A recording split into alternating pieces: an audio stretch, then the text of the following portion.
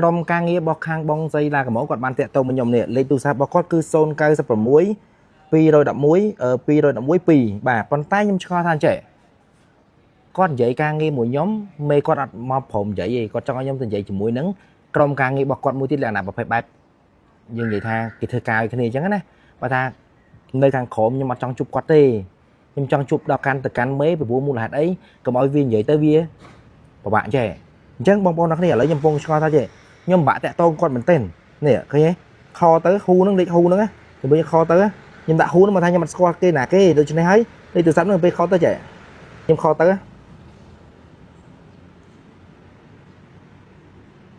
លេខទូរស័ព្ទដែលអ្នកកំពុងហៅកំពុងជាប់រវល់នៅពេលហើយមួយទៀតសូមអរគុណមិនម្ដងទេណាម្ដងទៀតឥឡូវជាមួយម្ដងទៀតណាខទៅម្ដងទៀតឲ្យមើលហ្មងពិបាកណាលេខទូរស័ព្ទដែលអ្នកកំពុងហៅកំពុងជាប់រវល់នៅពេលនេះខម្ដងទៀតឲ្យមើលទៀតនេះលេខទូរស័ព្ទដែលអ្នកកំពុងហៅកំពុងជាប់រវល់នៅពេលនេះចុំលេខអីគេក៏សាហាវម៉េះទេទៅបិទទាំងអស់ហ្មងអត់ដឹងថាមូលហេតុអីទេហើយមួយទៀត Telegram របស់គាត់ណានេះសួស្ដីបងហេតុអីខលអត់ចូលអត់ចូលប៉ុណ្ណឹងមកចុំមើល voice អ្នកអត់មើល voice នេះ voice អត់បានទេណាបិទទាំងអស់ហ្មងនេះឃើញ voice ចុចទៅ message ចុចទៅ message ចុយ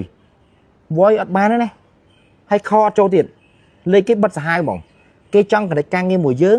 តែគេបិទទាំងអស់រាល់សកម្មភាពដែលគេចង់ខចេញខចូលគេធ្វើអីក៏ដោយគឺគេបិទទាំងអស់ហ្មងនេះអូខេខទៅ invite គេសិនអូខេនេះមិនចឹងនិយាយនេះខនេះ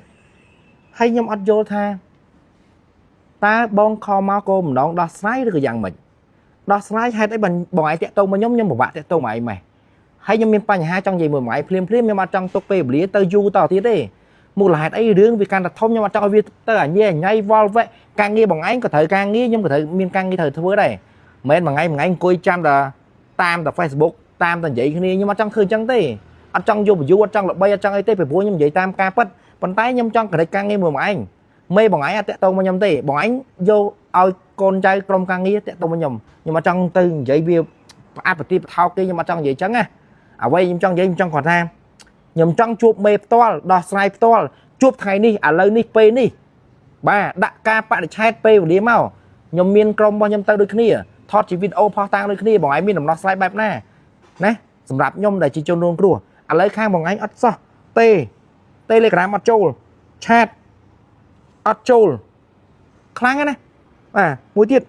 ទេលេខដៃអត់ចូលនេះទេ1000ដងដែលអ្នកកំពុងហៅកំពុងជាប់រវល់នៅពេលនេះសូមអរគុណបើធ្វើចឹងទៅ